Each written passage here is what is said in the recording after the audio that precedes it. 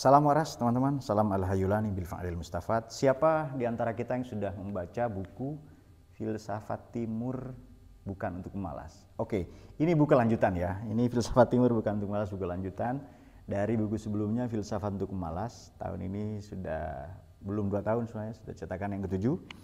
Ini terbit beberapa pekan yang lalu di penerbit yang sama, Lex Media Komputindo ya. Buku saya yang ke-sekian belas kayaknya. Saya ingin sampaikan kesimpulan sederhana dari buku ini, Filsafat Timur Bukan Untuk Pemalas. Yang sebenarnya ini buku pengantar juga untuk memasuki filsafat Nusantara.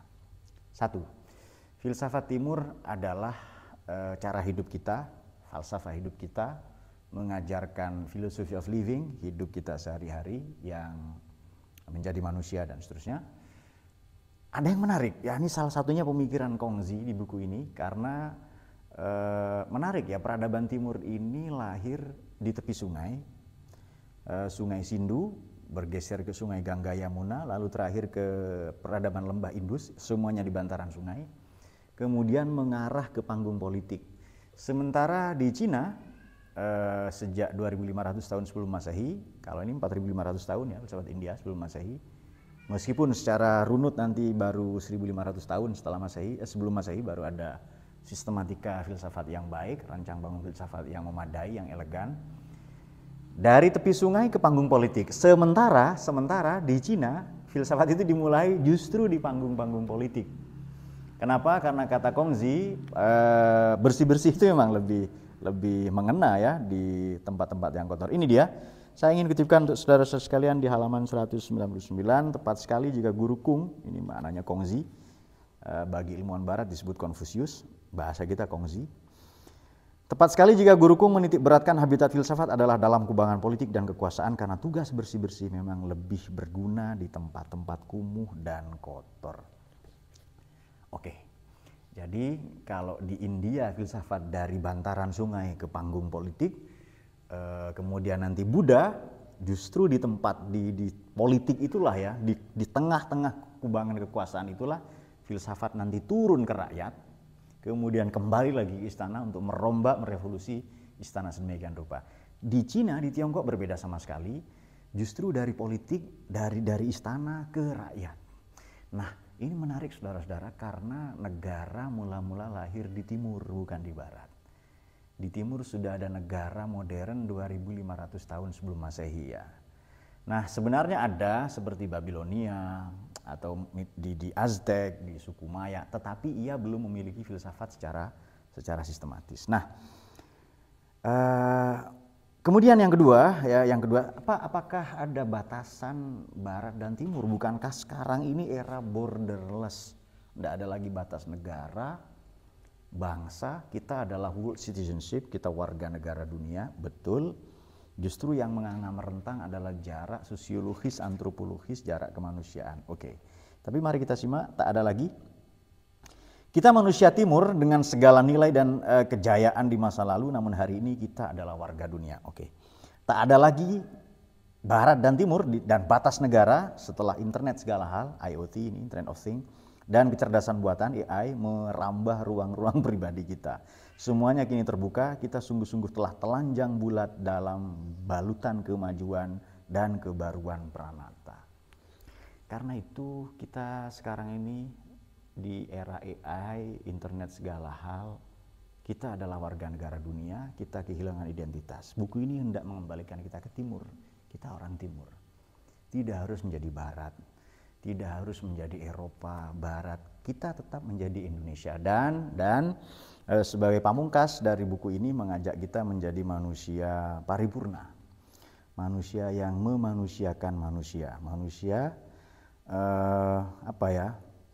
yang dengan kedirian, yang dengan kepribadiannya, kalau ia berfilsafat, maknanya filsafat itu berkibar, maka agama tidak berkibar setengah tiang atau mati. Yang kalau agama itu meninggi, berkibar, maka filsafat sebaliknya, filsafat juga tidak berkibar setengah tiang atau mati. Artinya agama, filsafat ia berjalin, berpilin. Kenapa?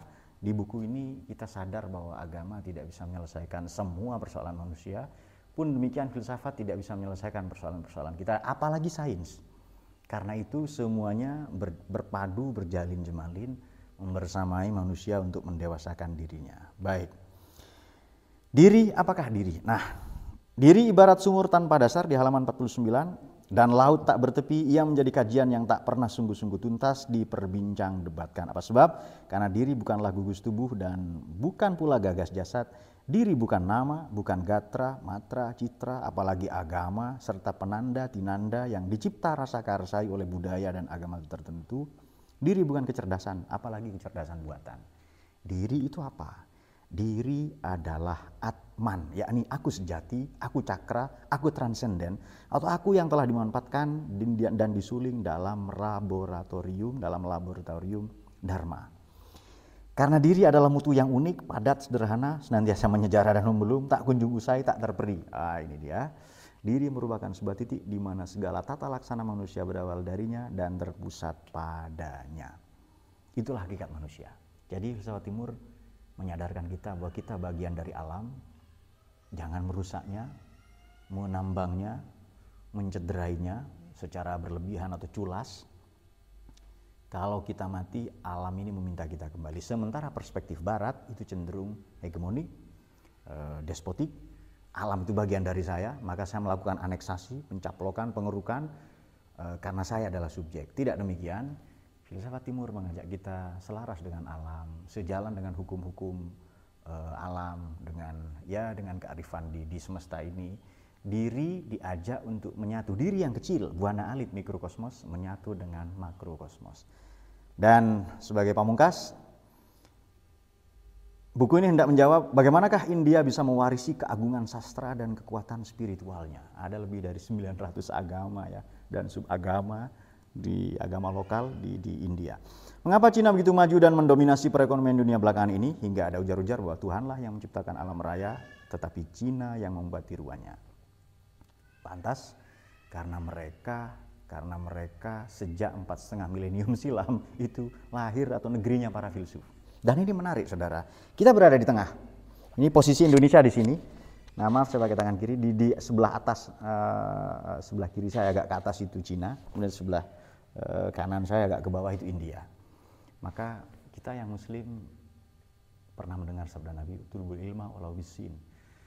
Pelajarilah ilmu sampai ke Sin. Sin itu adalah sungai Sindu, India. Sin yang kedua maknanya Cina. Dan betul dua peradaban kuno ini pusat filsafat dunia. Dan kita berada di tengah-tengah. Kita di tengah, ada Selat Malaka. Kita dilalui oleh dua negara dengan tradisi filsafat besar, dan kabar baiknya di buku ini dikatakan kita punya peradaban kuno, filsafat kuno, kapitayanisme, pinakahulunisme, sabda Pandita Ratu, Pancasila. Itu filsafat kita yang mewarnai dunia nanti. Baik, sementara hari ini tak hanya darurat literasi, sampah plastik dan pembusukan otak karena konsumsi konten murahan, brain rot ya. Indonesia juga darurat filsafat, sikap kritis dan nalar jernih. Bayangkan seandainya Jackie Chan, Amir Khan, Bill Gates, Mao Zedong itu hidup di generasi kita saat ini. Mereka praktis menjadi konten kreator ya mungkin ya. Jadi kalau Bill Gates hidup zaman sekarang, konten kreator. Untung orang-orang seperti Jackie Chan, Amir Khan ini hidup mereka semua adalah anak zamannya. Mereka bekerja di film, seandainya mereka mengerjakan politik belum tentu bisa. Pun demikian untuk menyelesaikan persoalan kita hari ini, seandainya Imam Syafi'i didatangkan juga belum tentu bisa menyelesaikan persoalan politik. Artinya Bung Hatta, Gandhi, Marx, Platon, bahkan Kongzi, Konfusius tidak serta-merta lahir dan ditunggu-tunggu kedatangannya sebagai filsuf sejuta umat. Zamanlah yang melahirkan mereka. Kita adalah anak-anak zaman ini, kita ditugasi untuk menyelesaikan persoalan kita hari ini.